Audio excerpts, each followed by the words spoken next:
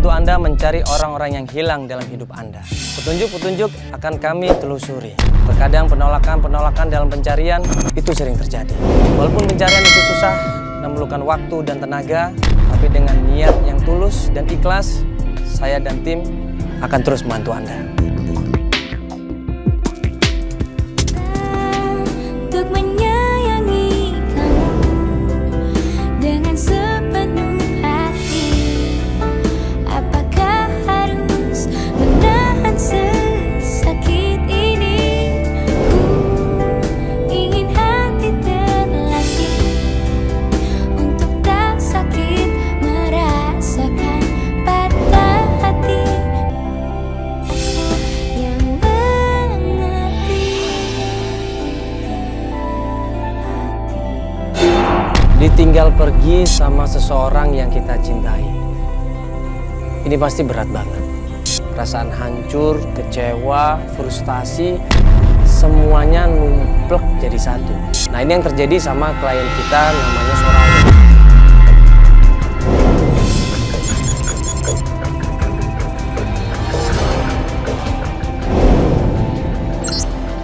Halo, Halo Kak, apa kabar? Soraya. Silakan Kak. Kita ketemu sama dia dan dia jelasin semuanya di sini. Di sini Soraya cerita, dia udah 6 bulan bertunangan dengan seseorang yang namanya Arden. Jadi gini loh Kak, aku tuh kan sama Ardan udah tunangan 6 bulan lalu. Tapi 1 minggu ini dia tuh hilang kabar. Apa ada masalah sebelumnya? Gak ada Kak. Selama ini tuh hubungan aku sama dia baik-baik aja.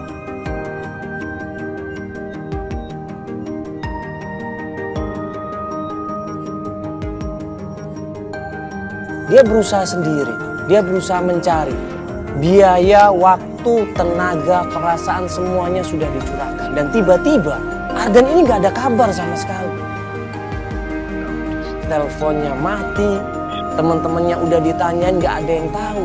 Bahkan ke kantornya, teman-temannya bilang dia udah seminggu yang lalu juga gak ada kabar. Terus keluarganya gimana, tahu nggak masalahnya? Aku udah coba ke keluarganya, tapi keluarganya bilang nggak tahu. Aku bingung Kak, harus cari Arden kemana lagi sekarang. Aku minta tolong sama Kakak, tolong bantu cari Arden. Aku nggak tahu. Kalau sampai sekeluarga apa harus ngomong apa sama Kakak.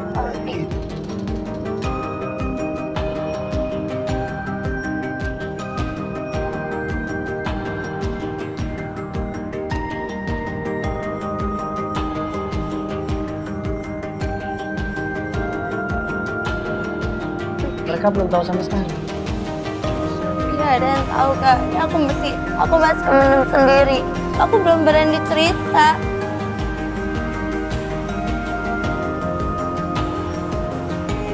Jadi ini kita harus kemana kalau menurut kamu? Nah, aku juga bingung terus gimana. Aku udah ke orang tuanya, ke temennya, teman kantor. Aku nggak tahu lagi Kak, aku harus kemana. Jadi gini aja, kita coba ini kita harus mencoba ulang lagi. Karena Arden ini tinggalnya sama keluarganya, ya minimal pasti ada sesuatu. Ada sesuatu yang mungkin disampaikan sama orang tuanya, minimal seperti itulah. Nanti kalau dari orang tuanya atau keluarganya nggak ada yang tahu, ya mungkin kita kembali lagi ke kantornya. Kita tanya di situ, siapa yang deket sama Arden ini. Akhirnya pencarian kita mulai dari awal lagi. Kita coba ke keluarganya, karena Arden selama ini masih tinggal sama keluarganya. Minimal kita menemukan sedikit petunjuk dalam keluarganya. Ya udah kita ke sana aja ya. Nanti kamu jelasin sama mereka ya. Iya. Ini udah siap kan kalau ke sana? Langsung nih sekarang. Iya Kak, kita. Biar aku cepat dapet info juga. Ayo.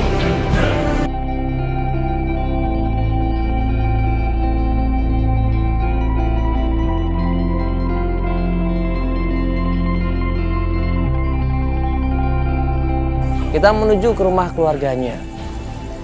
Sampai rumah keluarganya Ardan, ketemu sama bapaknya. Ya bapaknya masih bingung. Ada apa ini, ya kan? Kok bawa tim segala. Kita jelasin di situ. Jadi gini Pak, ini kita akan membantu Mbak Soraya yang katanya mau menikah. Ya. Terus kita butuh informasi yang tentang Mas Ardan ini. Jadi udah seminggu ini katanya nggak ada kabar, nggak pulang sama sekali. Orang terdekat yang sama Ardan adalah keluarganya. Ya, setidaknya mungkin Bapak bisa kasih tahu sama kita kenapa dia bisa menghilang seperti ini. Apakah suka nggak ada kabar begitu? Saya nggak pernah punya tanda-tanda terakhir seperti itu ya. Dia biasa aja sih. Nggak pernah ada rasa hal yang mencurigakan. Dia pamit seperti biasa. Ini kan sebentar lagi mau nikah kan ini, Iya. lagi mengatur pernikahannya. Nah ini bagaimana dengan kehilangannya Ardan? Ini kan berpengaruh dengan pernikahannya mereka ini Pak. Ini Bapak sama keluarga juga mencari. Saya coba untuk mencari informasi. Bahkan saya punya telepon. Iya. Tapi handphonenya memang nggak aktif. Udah coba tanya sama kawan-kawannya juga. Kalau tanya ke kawan-kawannya sih kira-kira memang mereka nggak tahu keberadaan Ardan di mana. Ardan ini memang sering keluar kota. Tapi masalahnya, dia kalau keluar kota itu biasanya selalu ngasih kabar. 3-4 hari maksimal paling lama itu ngasih kabar. Nah ini udah seminggu. Bapaknya nggak curiga sama sekali. Dan bingung kenapa anaknya tiba-tiba ngilang. Dan keluarganya nggak ada yang berpikir macem-macem gitu. Coba gini Pak, ini kita akan mau ngebantu. Bapak coba ingat-ingat, kira-kira terakhir sebelum Mas Ardan ini pergi, nggak ada kabar, ada sesuatu yang nggak logis. Ya sebelumnya Ardan hilang, saya melihat sesosok orang tuh di depan rumah bolak-balik. Mondar mandir saya kejar, ternyata orang itu udah menghilang. Saat saya mau sholat subuh juga Mas, ada orang hitam-hitam bajunya. Saya juga nggak tahu siapa. Laki-laki berpakaian hitam-hitam ini siapa? Ngeliatin rumahnya Ardan. Ya, mengamatin. Siapa orang ini? Siapa yang nyuruh? Tujuannya apa? Orang yang sama nggak waktu itu? Wah saya nggak tahu kalau orangnya sama atau tidak, kan gelap. Mukanya nggak kelihatan sama sekali. Nggak kelihatan. Dan itu pun juga saya kejar nggak ketemu.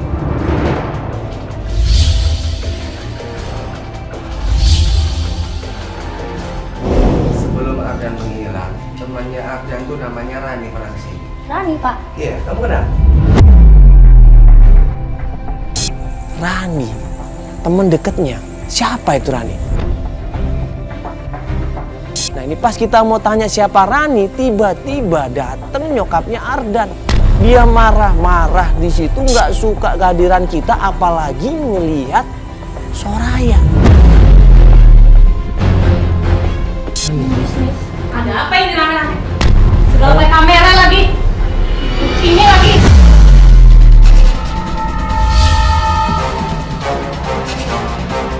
Bentar dong Bu, ini mau tak jelasin dulu Bu.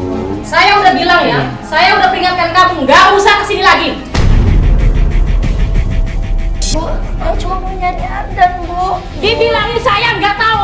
Bu, saya foto sama Ardan di mana, Bu? Nih anak bandel dibilangin ya. Saya nggak tahu ada di mana. Tambah marah di situ nyokapnya ngeliat Soraya. Ngamuk dia di situ. Bukannya di awal Soraya bilang hubungannya sama keluarganya Ardan baik-baik aja. Gak ada masalah sedikit pun. Malah mereka direstuin ini mau menikah berapa bulan kemudian. Kok tiba-tiba nyokapnya ngeliat Soraya begitu marah?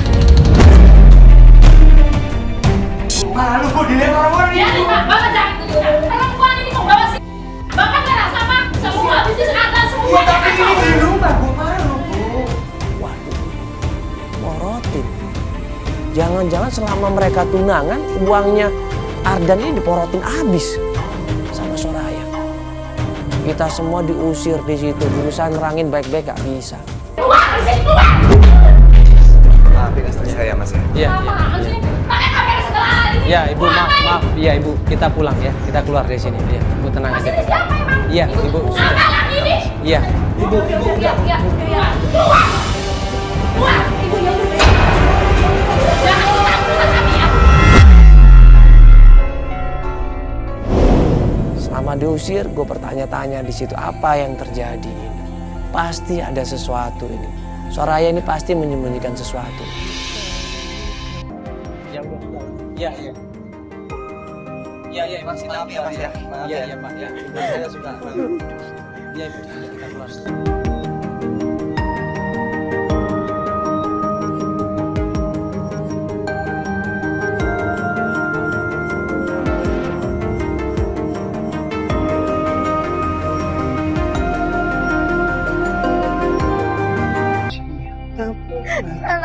apa?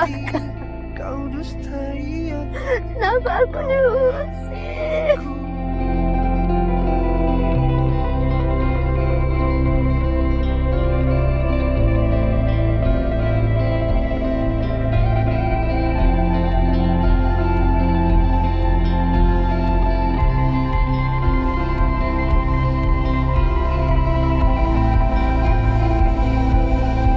Dia nangis di situ.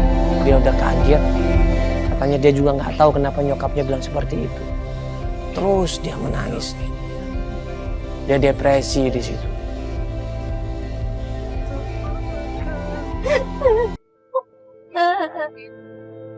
Ini aku bingung juga loh. Aku pikir orang tuanya sama kamu. Iya. Sebenarnya aku baik-baik aja kak, walaupun galak tapi gak pernah sampai ngusir kayak gini, gak pernah. Ini sorry nih ya. Jadi kalau aku melihat itu marahmu itu seperti kamu sudah ngelakuin kesalahan. Aku gak pernah ngelakuin apa-apa. Gak pernah aku ngelakuin kesalahan apa-apa tuh gak pernah. Tapi tadi Dia sempat singgung masalah bangku bisnis. Aku gak tahu masalah kerjaan, aku gak tahu sedikit pun. masa ibunya marah tanpa sebab? Sorry, kamu selama ini ya udah tunangan kan sama Arda. Kamu suka nggak minta aku beliin ini dong, ini bayarin ini, bayarin itu yang enggak, aku gak pernah Bener. kayak gitu. Bener kak, bener. Aku gak pernah minta apapun sama Ardan. Satu perak pun aku gak pernah.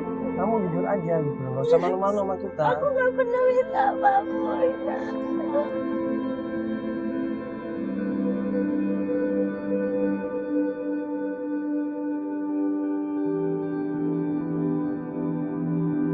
Tadi juga bokapnya bilang kan temennya yang namanya Rani suka datang ke situ. Orang teman SMA aku dan rekan bisnisnya Mas Ardan. Jadi coba tanya Rani dong. Rani di mana rumahnya? Di Depok. Disitulah Soraya cerita kalau ternyata Soraya, Rani sama Ardan ini adalah teman waktu SMA. Terpaksalah kita datang ke rumahnya Rani.